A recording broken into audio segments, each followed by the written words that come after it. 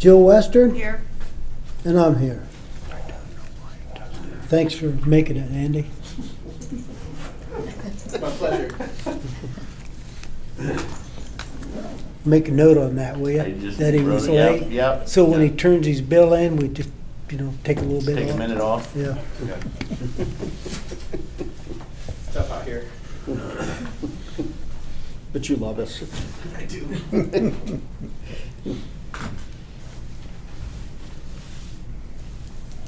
We'll give him time to settle in a little bit. I'm ready when you are. Are you ready? Yeah. Get his glasses out.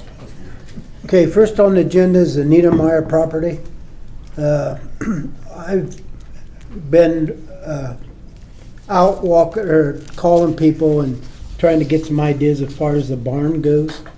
And a lot of people don't want to fool with it or, don't want to mess with it. But it is an excellent barn, bank barn. I've got a gentleman that's interested in it, and a lot of you might know him. It's Jim Settler. He's a school teacher here in Whately County. He tears down barns that, gets wood and stuff out of it. I think it's a good fit because he makes things out of them and then he takes them and gives them to other, churches and different places that want to sell them, and then they get the money and return it back to whatever, they have. The only thing of it is, he works by himself. He's got another gentleman that'll help him. He will take it down to the ground level, and then, of course, it'd be up to us to take the bottom part of it out and get rid of it. So, he's interested in that. Anybody have any questions as far as Jim Settler? No, I don't, but I actually spoke to Todd Geiger and he spoke to the 4-H board and they are very interested in it. The only thing that they're apprehensive about is they don't have the funds to move it, but they would like to have it on their property. So I told them I would share that with you all. I don't think it would be a bad idea. I think the public would like if we moved it over there. The 4-H extension, obviously, they run very lean, so they just don't have the funds to move it, but they do have interest if we could move it for them. Right, and Andy, correct me if I'm wrong, we've talked about it before, but we can just donate the barn to a nonprofit, but if it wasn't a nonprofit or government entity, we'd have to put it up for bid, correct? Yes and no. I'm not sure if you're suggesting we're selling it to this gentleman. No, Okay. no, Yeah. I'm not. I think if there was no value in it, we wouldn't have to go through that if we determined there was no value and he was just taking it down. But generally, yes, we can't sell something to a person or a for-profit entity without bidding it, but a nonprofit we can. Whoever you decide to give it to, though, if you have somebody tear it down, then we should definitely have them sign a waiver before they get to work, or if we're going to donate to 4-H, whatever. Yeah. Well, that's all I've been able to find out there. Most of them just say, well, just tear it down, but I know we're trying to do what's best for it, but And I think we do have at least one member of the extension board here who could maybe add some light to what their perspective is. Okay. Come forward.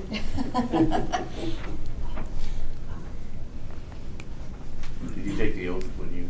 Yes, we did. Thank you. Lori Huber, I'm treasurer of 4-H Inc. Incorporated. So I'm the board of directors for the Whitley County Fairgrounds. We work very closely with Extension, and we appreciate the offer for the barn. Unfortunately, like Teresa said, we are not in the financial position to be able to upkeep the building.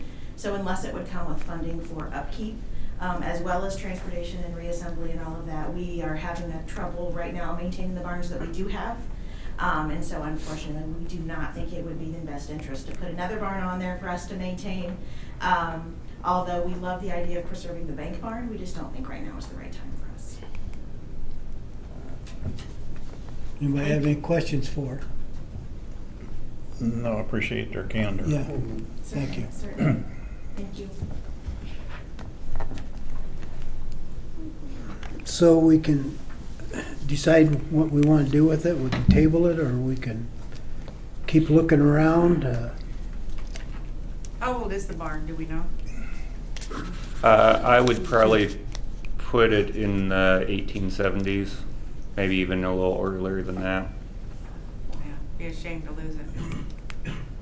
The, when we had the Indiana Barn Foundation come up, they were letting us know that it was in the, you know, the upper 10% of conditions of barns with the way that he's put the steel on before it got bad, so the underlying barn siding and even roofing are fairly intact. Yeah. So what would the commission like to do? Kim, did the gentleman that you spoke to give you any kind of a timeline on? He'd like the summer to get it down. And there's a couple other things that kind of fall in that. I have talked to Mr. Oliver, he's the chief of fire department over there in Union Township, about using it for a test, you know, fire, where they could run in and out and do different things. And I've been in touch with another gentleman, an excavator, that's willing to take the place down, and they give me a cost on taking the house and the other buildings down, knowing that the barn's gonna sit there for a while, but he's also included in his price of taking that bottom basement out of the barn and burying it or whatever we can do with it. But, Would you like me to address yeah, this? could you come up and Absolutely. state your name and Sure. how you would use it and Yeah. Aaron Oliver, the Fire Chief, Union Township Fire Department. And I really appreciate the opportunity to address you guys this morning. Yeah, as far as the Niedermeyer property, whatever house or structures you guys wouldn't want to salvage, and I highly recommend salvage over demolition, burning, whatever. Although I do appreciate any opportunity to train on a full-size structure. A stack of pallets is great to see how water works, but to actually train on a full structure is great. I do have a couple of things, if you don't mind. Yep. Things that we would like to know to be able to go forward, because I couldn't give you a determination today. You know, things like the last day that we could be on the property, the first day we could be on the property, what structures. Sorry, I'll slow down a little bit. So what the ideal time for the last evolution that we could have, so basically the last day we could be on your property. What structures are available, and the last thing I would ever want to touch would be the bank barn, because all those hand-hewed timbers, and I mean, it's a beautiful structure on the inside. But all the other structures, we could do something with all of them. Now when it comes to actually live fire, the state's a little more restrictive on that than they used to be back in the day, like when the old Warwick property back at Park 30. That was a little bit easier to do, but it's still doable. So I need some time, some things from the committee basically, and those things that we would request is basically just a simple proof of ownership, so that we have, and we do this for all of our acquired structure trainings. And I apologize on my voice. So we need proof of ownership, and then permission from you guys that we can, on what structures we can train on. And then lastly, this proof that there's no insurance on the structures. And obviously you guys wouldn't be doing insurance fraud, I wouldn't assume that. But that's just something that we do on every single acquired structure. We just make sure we do it, and we just create that habit, right? And that's basically it. It's just, when can we get on the property? When can we get off? And preferably we would like to have 24/7 access on in that time frame, only because we're a volunteer. We normally meet on Tuesdays in the evening when guys are off their shifts from regular work schedules. But sometimes we do weekend stuff. We do things in the mornings and the night. So I could, call somebody when I head that way, but having access to any block of time would be better than just, oh yeah, on this particular date we'll be there, and no, my luck, it'd be storming and windy and blowing and we couldn't do anything. But with that said, lastly, I would say that if we can't get permission to burn the structures, there are a ton of things we can do non-fire related. Forcible entry, ventilation, ladder training, water evolutions. I mean, we can do a lot of things without setting fire to it. Preferably, I would like to, when we're all done, burn them down to give you guys a benefit. Then all you have is a foundation to clean up. Well, I kind of talked with Scott Wagner, Board of Health, about that. All the shingles has to be off, Correct. has to be hauled away. Mhm. Carpet inside's got to be taken out. You Which I know, don't some, believe there's any, and some of the appliances that are still left in there Right. would have to be taken out. sure. There's only certain thing, the metal would have to be gone. You know, there's just certain things that we can burn and we can't burn in there. Right, right. Yeah, and that's what I'm saying, those are the things, if we do burn it, I have to work with the state, IDM, that kind of stuff, which I've done in the past. They call it undesirable wood structures, if there are things that we can do that, without their permission, but then we are held responsible if somebody complains about the smoke and that stuff. But being at the location that it's at, back that long lane with a commercial facility beside it and nothing on the other side of it, it's a perfect scenario. And anytime that we would ever get the permission and then set fire to it, the sheriff's department knows right off the bat before we even set a match to it. That way, the first whiff of smoke, anybody on Highway 30 would, well, they get their question answered. So that's all I have for you guys right now, and that's all I've had prepared, so. Anybody have any questions for him? For the training, can you open that up to all the townships? Just because I'm sure, like you said, a full structure. So, is yeah, so probably hard to come some of by. the training we could. Okay. Other things we would probably go and do just on our own, just, that's where I'm actually, for the access 24 hour, or not 24 hours, but you know what I'm saying. But yeah, like maybe the day that we actually, if we get everything in place where we can take the house down, then yeah, that would be preferable to have multiple departments there. So yeah. Because we would have to set up like a water supply evolution because there's not enough room to turn trucks around back there. So, but we are in a really good spot because there's hydrants close enough that we can make it work. We can make it pretty lifelike, but safe. Great question. Anything else? I think we should keep looking on the barn, and I would be fine with the other structures that don't have any value that we have to demolish anyway to use for training. Okay. But I'd hate to see that barn I agree. not get moved. I haven't put in a huge effort to find someone who would want the barn, preferably nonprofit, obviously. So I don't know if we could all. And we aren't under any pressure time-wise with somebody looking at the property or something like that, so. Thank you. Oh, yes. I guess, the requirements like the asphalt shingles being removed and the metal and appliances and that type of thing.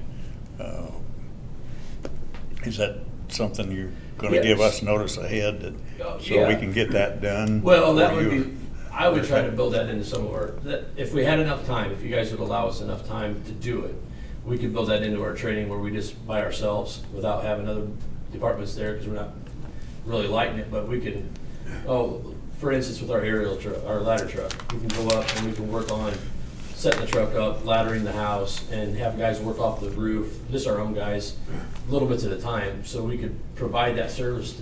It would be no cost to you guys. We would just, maybe the removal of them. But yeah, we could take the shingles off, take the vinyl siding off.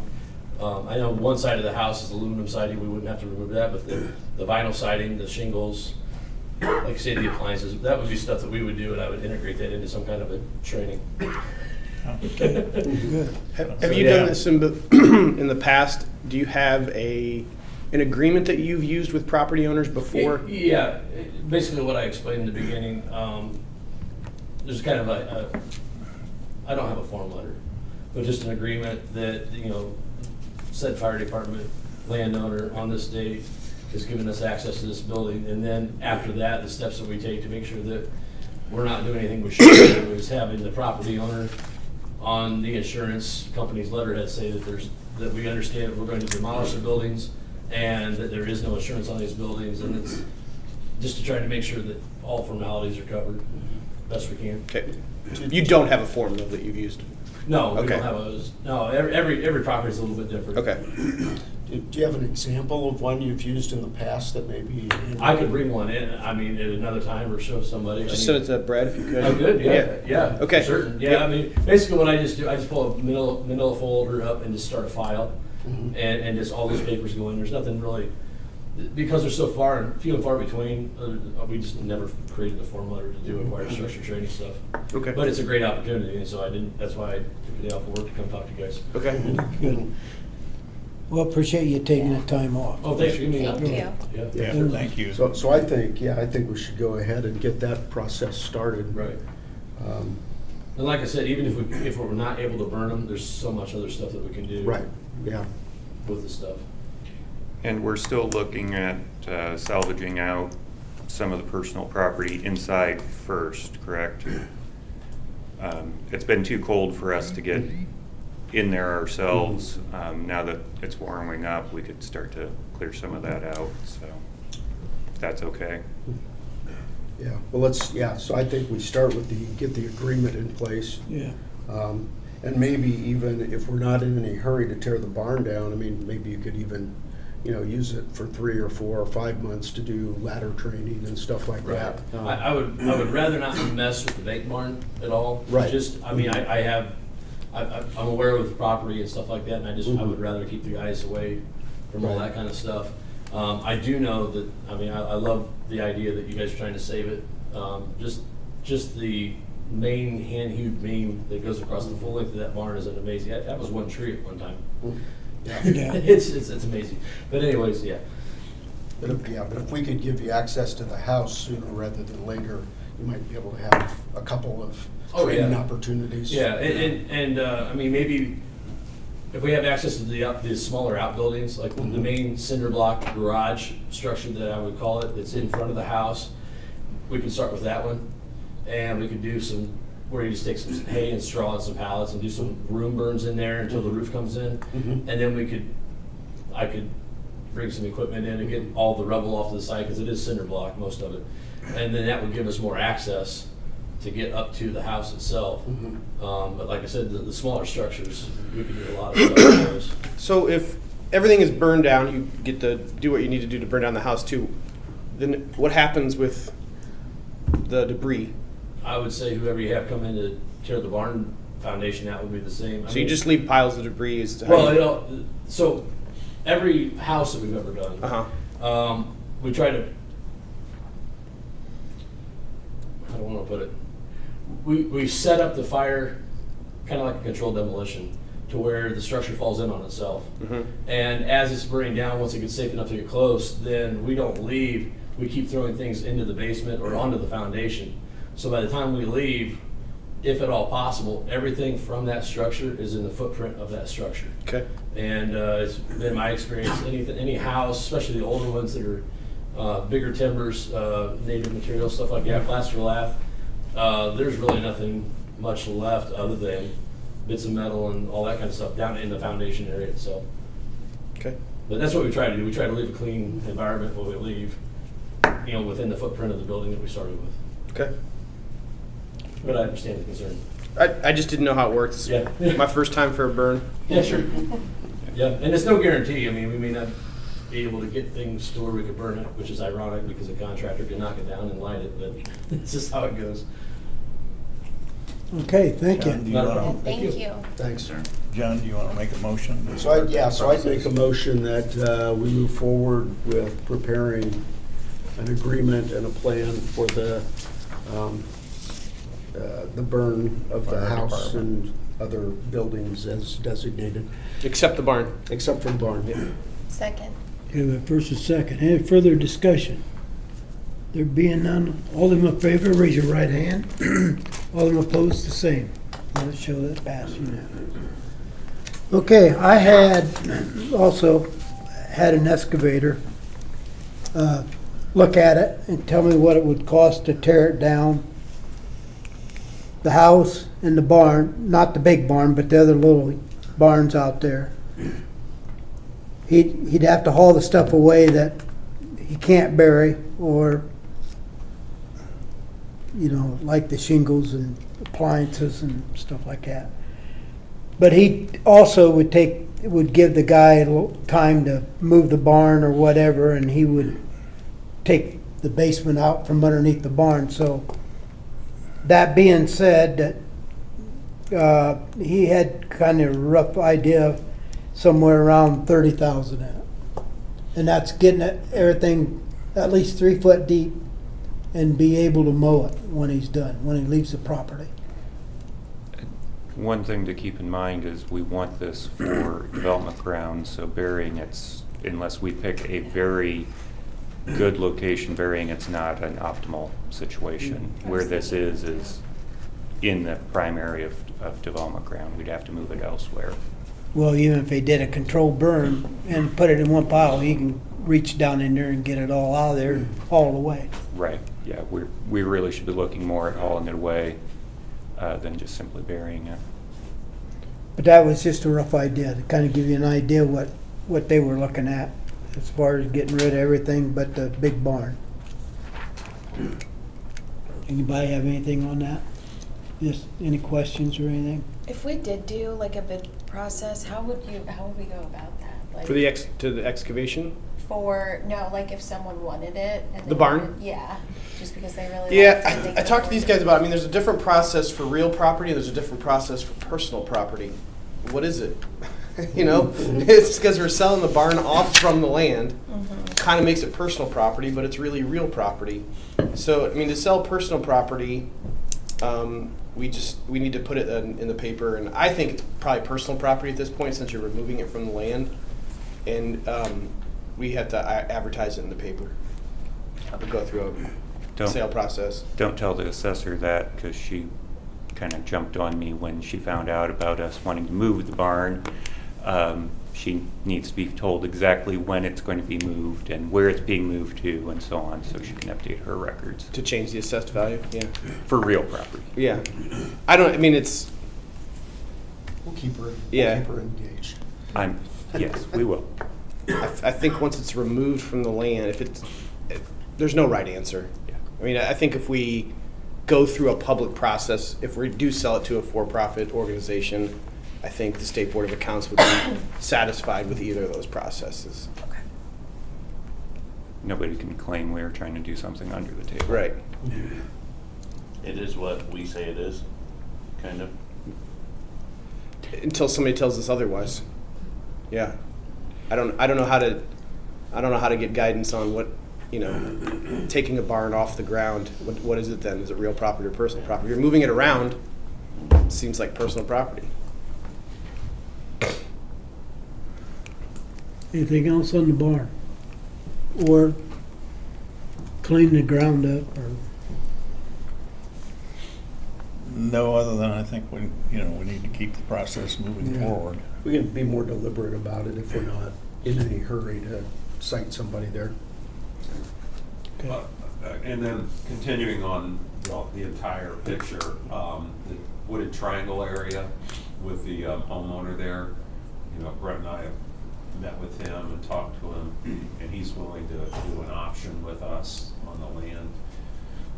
Good valuations, and Zacher, who appraised the Niedermeyer property, are ready to, for a pretty reasonable price, appraise his property and get the process started, and then we'll probably do some kind of option. I'll work with Andy on that. So a little bit unique in that because of the home and the buildings, they actually have to go inside and look at them.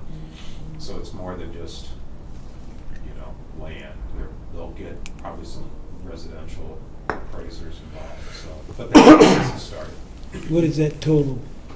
Dale? Well, 1,000 for good valuations, and Zacher's a little bit more. So it'll be probably under 3,000 total for the appraisal. We did get one quote for a for sale sign to be placed out along US 30. We're still trying to get at least another quote from another sign company as well before we bring them to you. Okay. Do we need a motion to go forward with the appraisal? Well, I thought we had Already Or had. did we I think do we that? already Okay. did that last meeting. Just need to read the minutes, I guess.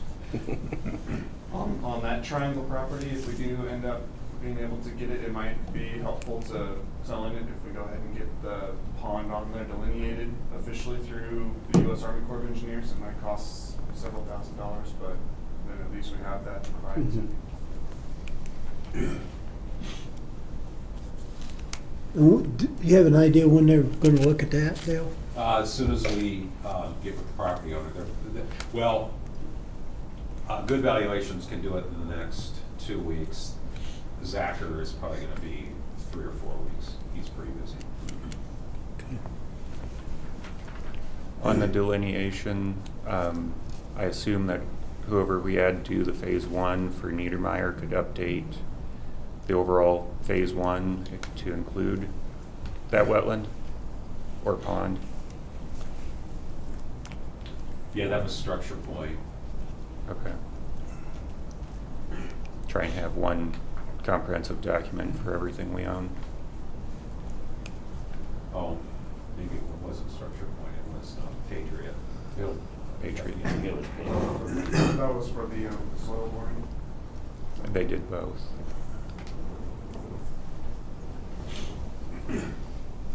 Anything else on the Niedermeyer property?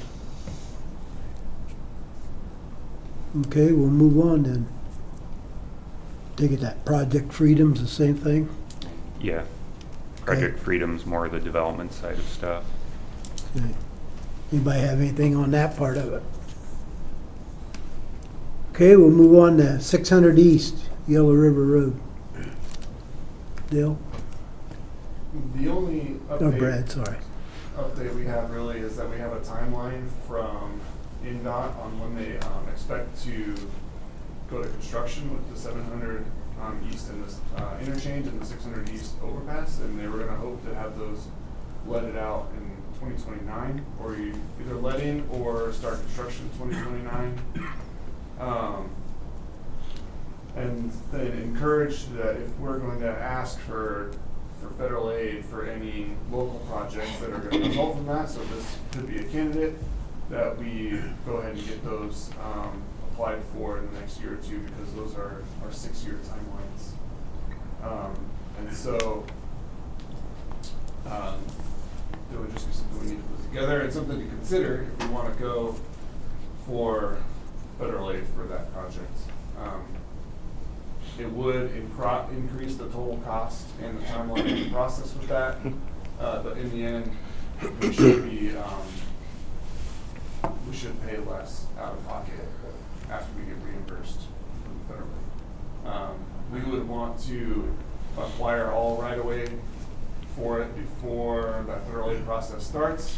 If we don't own it when it starts, we then have to follow the federal process for acquiring right-of-way. But if we own it, we don't care how we acquire it. So just something to consider. Would NDOT tell us what right-of-way they need, or how does that process start? For like the interchange and the overpass? Well, I suppose any of the right-of-way or easements that we need for the project as a whole to apply for federal. As long as we have enough to complete the project, Mhm. then they don't necessarily understand Okay. that. The only risk would be if we get into design with the consultant that's selected, that they discover whatever right-of-way we purchased isn't Mhm. sufficient, or they need to, Mhm. they find a reason to change the design, and that could then require new right-of-way. So is design our starting point, or A preliminary concept or a preliminary plan would be a good starting point. Okay. We would need something like that to apply for federal aid anyways. Mhm. And so. Okay, and Continuing we would forward work with with the alignment. NDOT on that, or? I don't think NDOT's gonna have anything to do with this, because this is gonna be a county road. Okay. Only if we apply for for federal aid through the rural call, then Oh, NDOT okay. will be involved. They will, okay. Okay. But if we decide to go for it just on our own, the only involvement we'd have with NDOT is that the intersection or the interaction with the Okay. new interchange. They told us during our meeting that they want the intersection 1,000 feet away from the intersection of the ramps. And so that takes our road several ways north, Okay. up 730 East. So we can basically start on our own, and then as long as we get kind of the basic requirements that NDOT's talking about. And then if we get to preliminary plan and then we decide to go out to the rural call, we can. Okay. So, but it's gonna cost more, we have to have the funds available to at least have a rotating fund to pay for all of it, then get reimbursed, and then continue to make payments for 100% of it, and then get reimbursed for 80%. Mhm.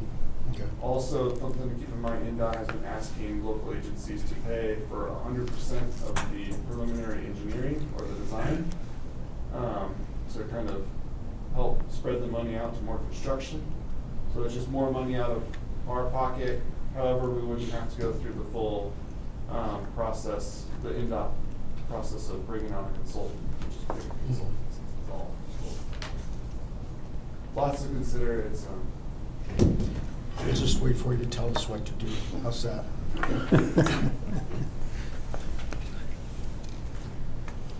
And I will say, in our meeting with NDOT as well as Allen County, is regarding S13, we'll probably talk about it here in a little bit more.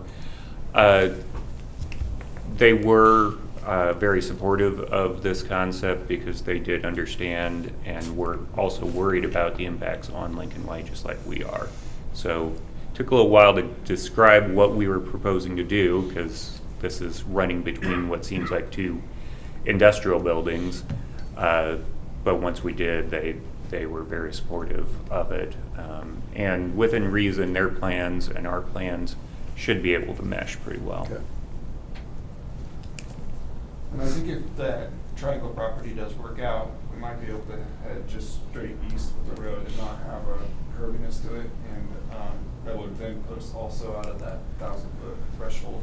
Yeah. If we had to curve around it, we'd then have to curve back north to meet NDOT's 1,000-foot. Good. Anything else on that? John, you have anything? Okay. We'll move on to 100 South. Brad? I have provided a preliminary plan set to Nathan and Ryan Getz of the Highway Department for an internal review, and then I will use that for utility coordination and environmental permits needed, which should just be the general stormwater permit. But we're moving along. Good. However, I did tell Nathan I don't think we'll make this construction year for doing the project. We're probably looking at 2026. Especially if there's any utility relocations needed, or if the stormwater general permit takes longer than anticipated. Okay. I think at this point, we're looking at fall as if everything lines up well, but if there's snags, it gets pushed off. Ryan did say that he'd have Scott go out and look at 100 South and figure out what needs to be touched up for this year, because there are some pretty bad potholes out there, just disintegrated pavement. So if this isn't going to get redone this year, then they'll go out and touch that up, so it won't be quite so bad for those homeowners. Sounds good. If y'all want to see the preliminary plans, I can provide that. Okay. Anything else at 100 South? Schrader property? No, Schrader's? Nothing? Roger? Market? No. Larwill? US 30? So, as I mentioned, Allen County representatives, Whitley County representatives, NDOT, and who else? The engineer. DLZ. Got together a couple weeks ago to discuss basically everything from 600 East over to Felger Road in terms of both our plans, Allen County's plans, NDOT's plans, to try and just have an overall coordination. Brad, do you want to talk more engineering-y?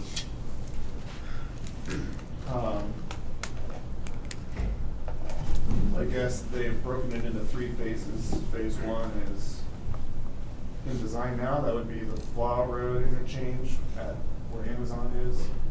Phase 2 would be the Felger Road, which was going to be an interchange, now it's going to be an overpass because of the interchange at Butt Road.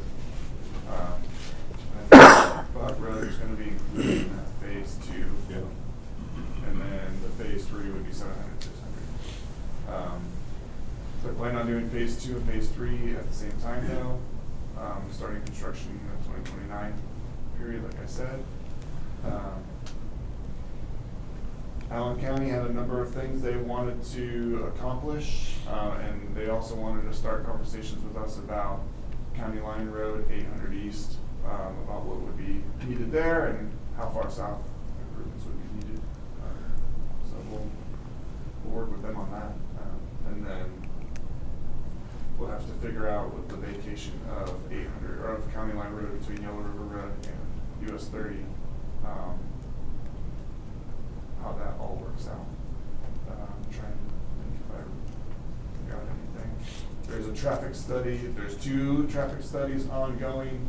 INDOT has one ongoing for as part of their project process, and then SDI has one ongoing for just their portion around them as well that DLZ is doing. So. They also reiterated they would not vacate or ask for vacating 800 until all the other projects were done. So they wouldn't vacate that and then not have a way for traffic to get on that 30. And they will close the intersection of County Line Road and US 30 after the interchange is built, but they won't have any involvement in the vacation of County Line Road. That would be a request by SDI to the commissioners. So we did notice that, but we will end up with this road that goes up to a closed intersection. That until SDI figures it out with those properties there would serve those businesses. That's another contingency I would expect. The commissioners would not want to vacate that road if there's still businesses going. Is it both sets of commissioners or just Whitley County that's responsible for it? Just Whitley County. Okay. Our maintenance jurisdiction. Okay. Anything else on that one? Okay. Dale, any walkthroughs? Looking to set something up with Ultra, and if you recall, we did a trade grant agreement with them some time ago, and they haven't asked us for reimbursement, so it's a chance for us to take a look at it. So that'll be the next one, and try and get that done in the next couple of weeks. Okay. Sounds good. Miscellaneous matters. There being any? No? Okay. Claims. Got a couple here for you.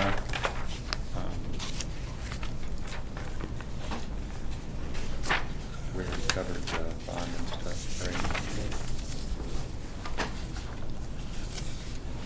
right? Okay. The first is the payroll voucher for the stipend for the 3 of us who are not otherwise county employees. Michael Schrader, $375. Mr. Myers, $375, and myself, $300.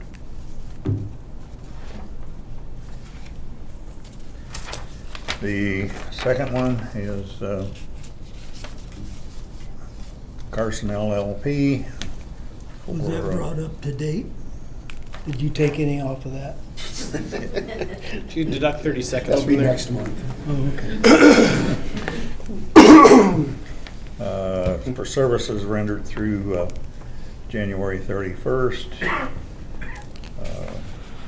The amount is $1,976.50.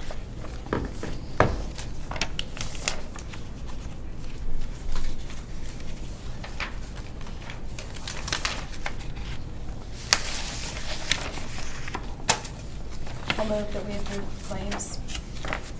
Okay, we have a first, is there a second? Second? Okay. We have a first and second. Is there any discussion? There being none, all them in favor, raise your right hand. All them opposed, the same. Let it show that it passed. We got some minutes from the previous meeting. We need to get approved, or whatever the commission would like to do. I just have a couple of nits. Jill probably already caught them all. Okay. Lease, Yep. chromosource spelling. Ooh. It's a chrome A Oh. at the end source. And just the capitalization of 4 in the Yep. previous 15 minutes. Okay, good. Between Jill and I, we'll keep you straight.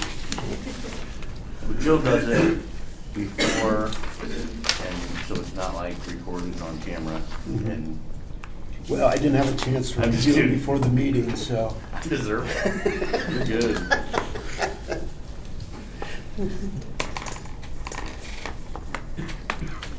Looking for a motion on the, I'll make a motion to adopt the minutes as amended. Second. okay, first and second, any further discussion? There being none, all them in favor, raise your right hand. All them opposed, the same, and I was not here. Okay. Anybody in the audience have anything? Jill? I'm going to make a comment.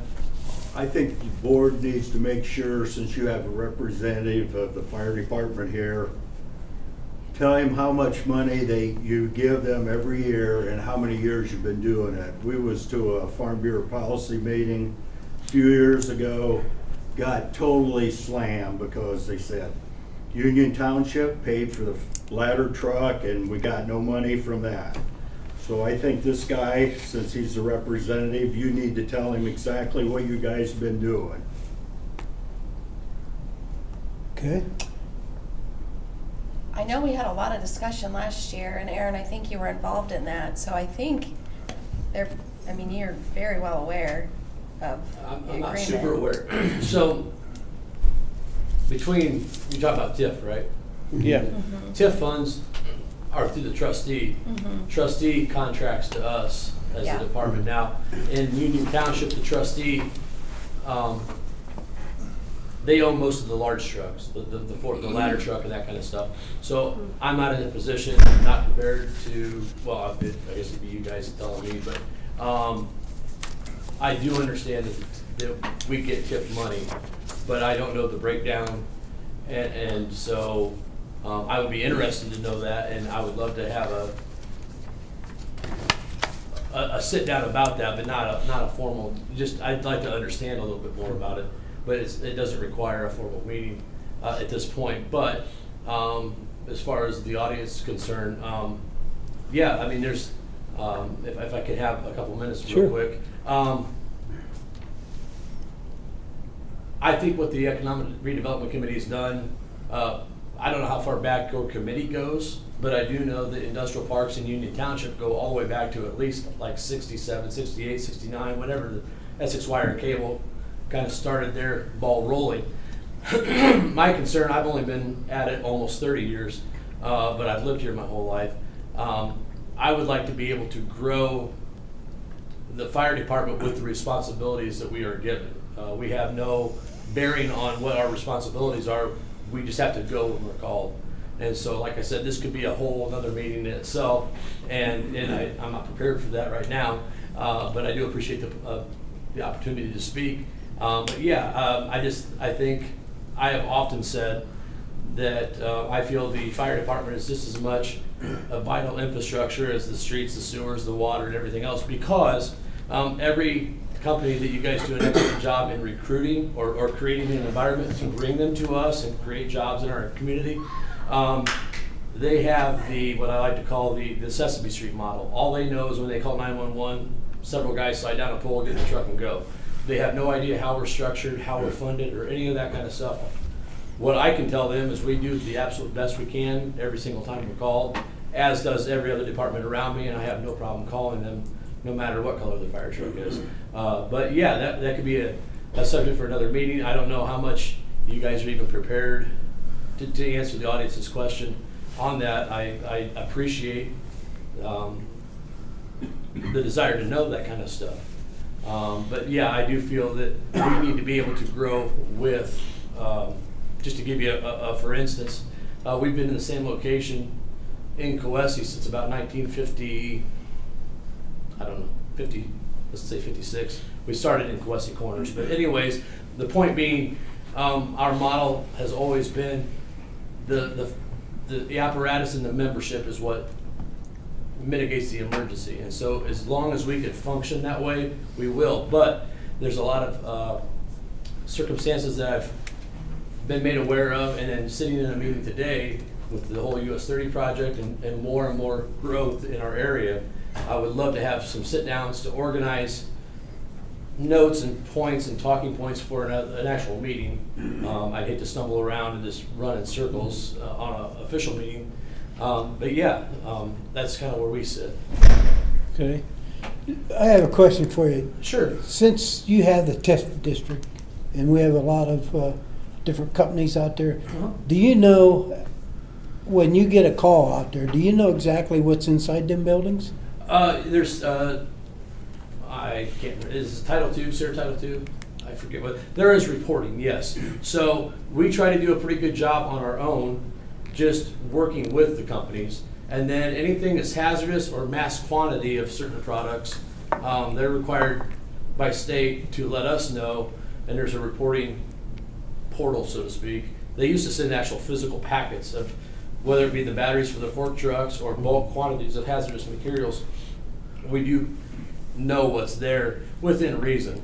And then the other beautiful thing about being the volunteer fire department, a lot of us work in those areas, so we have a first-hand knowledge, and I think that's a beautiful thing. That's what I love about the volunteer service is we do the same job that career does, but we bring all of those facets of our daily life into that, so we know what's around us. We have different skill sets.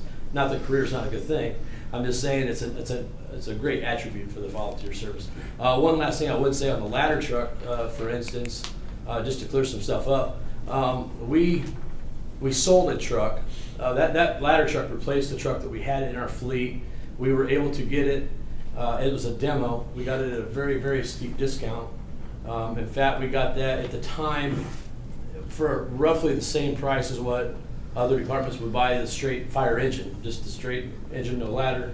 Now, granted, that would be a fully loaded engine, and we're talking a ladder truck that's kind of stripped down just a little bit. But since we sold an apparatus, because we only have so much space in our firehouse, we stacked vocations on that rig. Everybody has limited manpower. You could give me as much money as you could give me, and I could find a way to spend it legally, justifiably. And so, even though we're all volunteer, we got our members. It only takes one guy to drive the apparatus, one guy to watch out for the guy driving the apparatus. And so, if we can get more operations in one vehicle, and we don't have to take so many vehicles to the scene, that's what we do. So we stack those vocations. So yes, it's a ladder truck, but it also has all the extrication tools for semi-wrecks, industrial wrecks. We run it as much as we can, and so we that's how we justify it. It's a great asset to have, even for ISO ratings, because we need an elevated master stream of water supply based on the structures that we have. But even running on a single vehicle car accident, we have all the tools that we could ever need within reason in that truck. So we were very judicial, I guess. We paid real close attention to the kind of money that we spent, and so it wasn't bought by TIF. It came out of our Keene fund. So however our township trustee dispersed the TIF funds, because I think he splits the TIF funds between our actual budget and our Keene Fire, which a Keene Fire is kind of like the savings account for apparatus. So anyways, that's what I know about it. Kim, EMA keeps copies of all the hazardous materials on file. Okay, good. Well, I just wanted to make sure that they knew what they were getting into when they walk in these buildings. And I don't think it hurts for them to come in front of us a couple times a year and just ask us if there's anything that we can do to make sure that they're getting the right information. I think I don't remember the dollar amount that we give each year, but about 3 years ago, the law changed where we previously could only give it for public improvements, and then it became much more liberal about how we could give money to fire departments so they could use it for operations and stuff, and I don't remember. It's been in the last 2 or 3 years that happened. I just want to make sure that I'm understanding. So you went to a Barn Bureau policy meeting, and the Whitley County TIF came up, and they brought up the fire department? Is that what you're saying? Why would that be? I'm just curious. It was a policy meeting. Farm Bureau sets up different policies they vote on, and like the TIF district, Yeah. they've got I don't know what their opinion is on it. That was last Farm Bureau meeting I went to. This gentleman was there, my wife was there, and we said, we sit at these meetings, we know how much money the TIF is giving to Union Township. He just said Union Township paid for the truck themselves. So I don't know, the 100,000 you was given the trustee for how many years, where did that money go? I've got a question now. He just says that, you know, the TIF didn't pay for any of that truck, so I'm really confused now. This So- 100,000 that went to the trustee every year. I think that would be a good question for Brandon, the trustee over there. We did, I know in the last couple of years, they do now provide receipts. Again, that's not Mr. Oliver's role, that's Brandon's role to do all of that. And then obviously if the TIF wasn't here, they would all be getting a lot more of the money. So I don't think it's out of the question that we do give them $100,000 because if the TIF wasn't in place, I believe they would probably get more tax money. And lastly, I'm not disrespecting what you're saying, but they're all volunteers, and obviously we have a huge shortage of that right now. So I don't know, maybe we should be a little bit kinder in how we speak about them and to them. No, but I think it's a Brandon question. Yes. To Can I answer Steve's question. Yes, go ahead. I'm not saying that we didn't use any TIF money on that. We as the fire department we don't buy the apparatus, the township trustee does. The township trustee owns the large apparatus, we just own like a pickup truck and a few small vehicles. And that TIF money, if I understand it correctly, is money that's captured based upon our actual tax rate anyways. And that money, like I said, got put into the accumulative fire fund and most likely split a little bit of it into our general funding, just to survive, not to do anything more than just exist and pay bills. And then that money, as it builds, once it gets to a certain point in the accumulative fire fund, then you can look at replacing apparatus, and that's what happened with the ladder truck. And that's why I was ready to make that distinction, that it wasn't that we went out and just spent a bunch of money. We actually sold a vehicle, took the accumulative fire money and put it together. So yeah, I'm sure there was TIF money in that, but how it was dispersed every single year, all I know is it was saved, it was saved, it was saved, and we try to run it as tight of a budget as we possibly can. Yeah, and I agree that that's probably a Brandon question, that, if you really want to know how he's spending that money, it'd be up to Brandon to make that. Yeah, it's no secret. I mean, Yeah. It's all on fire. Right. Yeah. It is. Yeah, it's just that's what I was mentioning about the law change. Up until 2-3 years ago, every dollar went towards some sort of physical piece. But in the last 2 years, you've been able to spend it on operations. So that's probably why he doesn't know, why should he, off the top of his head, where all the dollars are. But it's all in fire. They give us an accounting every year. But he does give us an itemized accounting of what those funds were used for. I do have one related but unrelated question for Aaron, if we're done with the financial part. You mentioned that the firehouse as it is now is getting small. Is there, or is small? is there a plan to, or some consideration to move then? And especially with US 30 and the uncertainty of how 500 is going to It's a be very dealt interest- with? It's a very interesting question. Me personally, I've been trying to find a way around this for 20 years.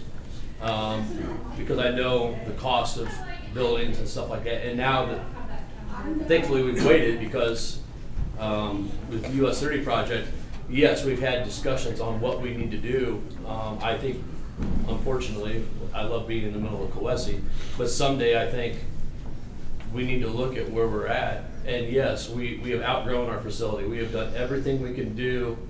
And when I say we, the fire department incorporated, which is who's contracted with the township, we try to save, and we've done the work ourselves to the building to house the township's apparatus. And yes, we've 100% outgrown it, but we've made do, we've made it work. But I think the new US 30 project especially, and just the growth in the township and the way we need to operate, I can see in the future that things are gonna need to change, but I don't wanna make a haphazard change. I wanna make a very calculated change that will last longer than me. I like to use the Coessie School as an example. Coessie School was remodeled that I could remember back when it was still a township school, and to add a feather in our hat, it's still there as one of the last consolidated schools. It was still a township school. So that tells me that it was the right location, it was the right type of remodel, it kind of fit the bill, and it was still working up until this day. That's the same kind of model I would like to do with the fire department. Whether we exist the way we are today, 100 or 50 years from now, there's still going to be somebody providing emergency coverage for that area. I want to build a facility that can serve and not have to technically be redone and redone and redone a la high school model. I want it to be built once and built right so that you can grow in it, but responsibly. So hopefully that answers your question a little bit. Yes, we've had the discussion, but not officially. Well, I don't know where to really start from, other than I'm kind of posing it to the commission as well, since we do have development ground and we do know where one interchange is going to go at 700 East and how that may interact and so on. So just another piece of the overall development puzzle in Union Township, and how it fits together should be on our radar. So my personal opinion, just from what I understand in on US 30, I think we need to be on the north side of 30. We need to stay as centrally located in the township, 6 miles as we can. And so, somewhere in that Park 30 area is where I think the logical location should be, because then we have access to Washington Center, but I don't know what, going forward, what you guys at the state or anybody's going to do with even interchanges onto Lincoln Way. But I'm just looking forward so that we don't have to do this once. I know we need to do something, probably sooner than later, but that's access and feasibility and timing and all that to serve our public. Anything else? Yeah. Anybody else have anything? I got one thing. Starting July 1st, certain governmental entities, mostly counties, towns, cities, have to broadcast all their meetings. That generally would not apply to the Redevelopment Commission. However, because you're in this room and you have this infrastructure, you will also be required to stream all your meetings beginning July 1st, which I hope just means turning on a switch. Or are we doing it right now? We're doing it right now. Okay. We have been for, 8 months? Okay, Maybe a year? perfect. Never mind. You mean you haven't Keep doing looked? that. There's a link right here at the top of the agenda. Print's too small for us over. Yeah. Oh, sorry. Okay. You was kind of hoping we'd find a building close to you so you wouldn't even have to drive. Maybe that get there on comfortable, time. maybe. I would recommend staying in the county. Yeah. The one piece that we are not yet up to date on is you have to have a link to the minutes of the meeting, and we're still working on how to best and efficiently handle that for all the different commissions and boards. So some of them are doing it, some aren't. And And our next meeting is March the 25th. So, John, you got anything? I'd have nothing else. Teresa? Nothing. Brent? Nothing additional. I have nothing. Nope. We stand adjourned. And thank you for coming.